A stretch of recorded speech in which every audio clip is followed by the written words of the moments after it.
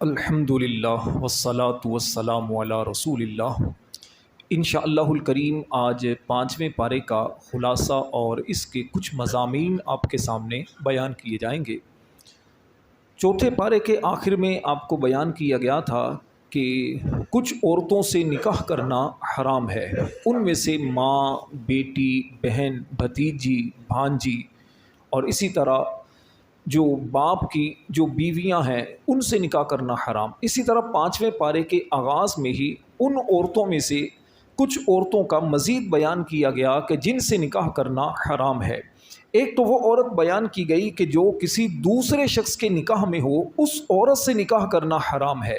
اسی طرح اگر اس عورت کو طلاق ہو جائے یا وہ کسی کی بیوہ ہو تو جب تک وہ عدت کے اندر ہے اس عورت سے نکاح کرنا بھی حرام ہے، بلکہ عدت کے دوران واضح لفظوں میں نکاح کا پیغام دینا یہ بھی حرام ہے۔ اور اس صورت میں اگر نکاح کسی نے کر بھی لیا تب بھی اس سے نکاح نہیں ہو سکتا۔ سورۃ النساء کی آیت نمبر 29 کے اندر اس بات کو بیان کیا گیا کہ باطل طریقوں سے ایک دوسرے کا مال کھانا یہ حرام ہے۔ کسی کو دھوکہ دے کر، کسی کے ساتھ غلط انداز سے برتاؤ کر کے ناحق ناجائز طریقے سے مال کھانا یہ حرام ہے۔ ہاں، باہمی رضامندی کے ساتھ اگر تجارت ہو، کاروبار ہو، اس کے ذریعے مال کمایا جا سکتا ہے۔ تجارت میں اللہ تعالیٰ نے برکت رکھی ہے، جبکہ سود کے اندر یقیناً کسی طرح کی کوئی برکت نہیں ہے۔ اسی طرح اس بات کو بھی بیان کیا گیا کہ جو مال آپ کو ہبہ کے طور پر ملے، گفٹ کے طور پر ملے، یا پھر اسی طرح جو مال آپ کو وراثت کے طور پر ملے، والد کا، والدہ کا انتقال ہو تو اس کے بعد جو وراثت کے طور پر مال ملے تو وہ مال آپ کے لیے جائز ہے۔ لیکن جو مال جوئے کے ذریعے ملے، کسی سے چھین کر آپ نے حاصل کر لیا، یا چوری کی، یا ڈاکہ ڈالا، یا خیانت کر کے مال کمایا، یا رشوت کے ذریعے مال حاصل کیا، یا جھوٹی قسم کھا کر آپ نے کچھ مال بنایا، یا جھوٹی گواہی کے ذریعے جو مال کمایا، تو یہ مال جو ہے یہ حرام ہے۔ اور جو شخص ظلماً دوسرے کا مال کھائے گا تو فرمایا کہ وہ جہنم کا ایندھن بنے گا، جہنم کی آگ میں اسے جلایا جائے گا۔ آیت نمبر 32 میں اللہ تعالیٰ نے حسد کی مذمت کو بیان کیا۔ حسد کیا ہے؟ حسد یہ ہے کہ آپ دوسرے کے بارے میں یہ سوچیں، یہ تمنا کریں کہ کاش اس کے پاس جو نعمت ہے وہ چلی جائے، یہ نعمت مجھے مل جائے۔ حسد حرام اور جہنم میں لے جانے والا کام ہے۔ اللہ تعالیٰ نے اپنی حکمت کے ساتھ کسی کو مال دیا، کسی کو مقام و مرتبہ دیا، کسی کو شہرت دی، کسی کو فضیلت دی ہے، یہ اللہ تعالیٰ کی تقسیم ہے۔ تو اب بندے کو چاہیے کہ بندہ اس تقسیم پر راضی رہے۔ دل میں یہ تمنا کرنا کہ یہ منصب، یہ عزت، یہ مقام اس کا ختم ہو جائے، مجھے مل جائے، یہ ذلیل ہو جائے، تو یہ حسد کہلاتا ہے اور یہ حرام ہے۔ حدیث میں آیا کہ حسد نیکیوں کو ایسے کھاتا ہے جس طرح کے آگ لکڑی کو کھا جاتی ہے۔ اسی طرح اللہ تبارک و تعالیٰ نے اس میں یہ بات بھی بیان فرمائی سورۃ النساء کے اندر، الرجال قوامون علی النساء، فرمایا مرد عورتوں پر افسر ہیں، مرد عورتوں کے حاکم ہیں۔ کیوں؟ اس لیے کہ مرد عورتوں کی ضروریات کو پورا کرتے ہیں، ان کو گھر لے کر دیتے ہیں، ان کے کھانے پینے کا اور دیگر ضروریات کا کفیل جو ہے وہ ذمہ دار وہ مرد ہوتے ہیں۔ اسی طرح اللہ تبارک و تعالیٰ نے اس بات کو بھی بیان کیا کہ جو عورت شوہر کی نافرمان ہو اسے عربی میں کہتے ہیں ناشیزہ، نافرمانی کرنے والی۔ تو اگر جو بیوی ہے وہ اپنے شوہر کی نافرمان ہے تو نافرمان بیوی کو سمجھانے کا طریقہ کیا ہے؟ کچھ طریقے بیان کیے گئے۔ ایک طریقہ یہ بیان کیا گیا کہ اس عورت سے اپنا بستر الگ کر لو۔ اس عورت اگر نہ مانے اسے سختی کی جا سکتی ہے، لیکن جو شریعت نے حدود بیان کی ہیں ان حدود کے اندر رہ کر ہی سختی کی جا سکتی ہے۔ اسی طرح آیت نمبر 37 میں اللہ تعالیٰ نے توحید کا حکم دیا، یعنی اللہ کو ایک ماننے کا حکم دیا، اور شرک کی سب صورتوں سے ممانعت فرمائی۔ شرک کیا ہے؟ اللہ تعالیٰ کی ذات یا اس کی صفات میں کسی دوسرے کو شریک ماننا، یہ شرک ہے، اور یہ ایسا گناہ ہے جس کے بارے میں قرآن کے اندر بیان کیا گیا کہ اللہ تعالیٰ سب گناہ بخش دے گا، لیکن شرک جو ہے یہ کبھی بھی نہیں بخشا جائے گا۔ اس کے بعد اللہ تعالیٰ نے حقوق العباد کا بیان کیا، یعنی بندوں کے حقوق بیان کیے۔ اس میں یہ بات بھی بیان فرمائی گئی کہ سب سے پہلے جو حق انسان پر وہ اس کے ماں باپ کا ہے، اس کے قریبی رشتہ داروں کا ہے، یتیموں کا ہے، مسکینوں کا ہے، پڑوسیوں کا ہے، مسافروں کا ہے، اور جو اس کے ماتحت افراد ہیں، جو اس کے ملازم ہیں، ان کا حق اس پر ہے۔ ہر ایک کو اس کا حق ادا کرنا یہ بہت ضروری ہے۔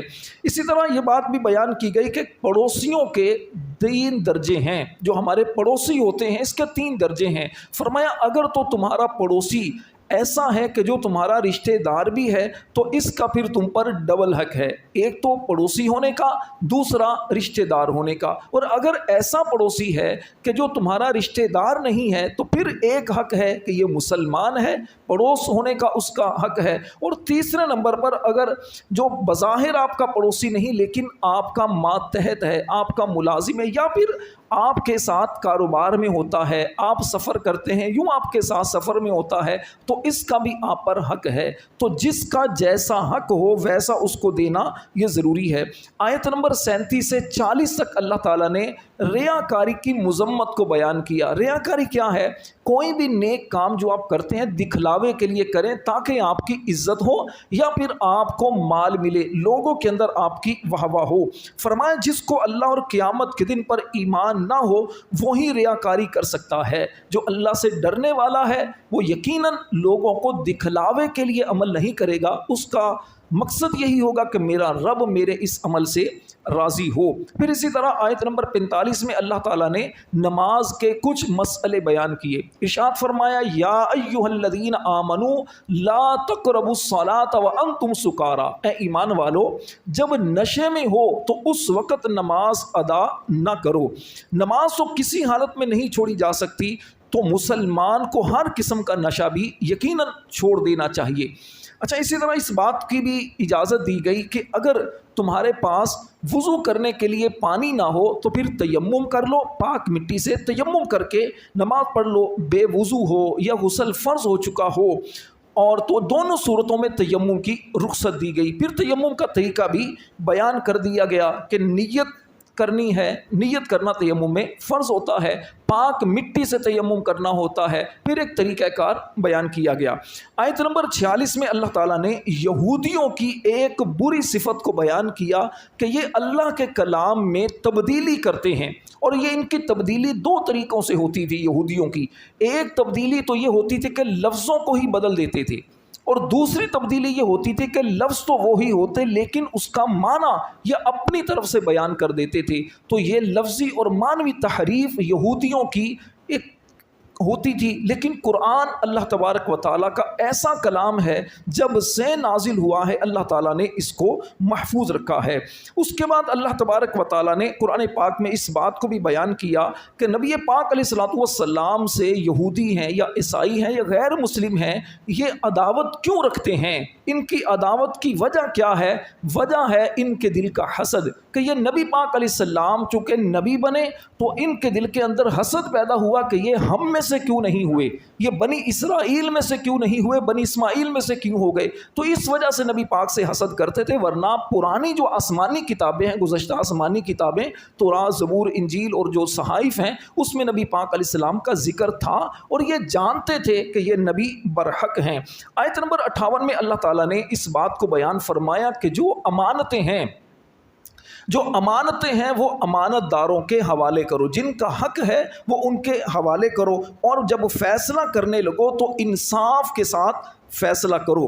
اسی طرح اس بات کو بھی بیان کیا کہ مشورہ یہ امانت ہے، جب آپ سے مشورہ کیا جائے تو مشورہ امانت ہوتا ہے، اس میں خیانت نہ کی جائے۔ اور پھر اللہ تبارک و تعالیٰ نے آخر کے اندر اس بات کو بھی بیان فرمایا کہ معاشرتی آداب بیان کیے گئے۔ فرمایا جب تمہیں کسی لفظ سے بلایا جائے، سلام کیا جائے تو اس سے بہتر الفاظ میں جواب دو، جیسے السلام علیکم اگر کہا جائے تو تم بھی السلام علیکم کہو، ورنہ بہترین الفاظ السلام علیکم کہا جائے تو وعلیکم السلام ورحمۃ اللہ وبرکاتہ، اس انداز سے بیان کیا گیا، اور پھر مزید کچھ انداز بیان کیے گئے کہ اگر کوئی جان بوجھ کر قتل کرتا ہے تو پھر قتل کرنے والا اگر اس کو حلال سمجھتا ہے تو وہ دائرہ اسلام سے خارج ہو سکتا ہے۔ قتل کرنا ناحق، ناجائز اور گناہ ہے، اور اسلامی اگر حکمران ہے تو اس پر ضروری ہے یا تو قتل کا بدلہ دلوائے، یا پھر قصاص ہے، یا پھر دیت ہے۔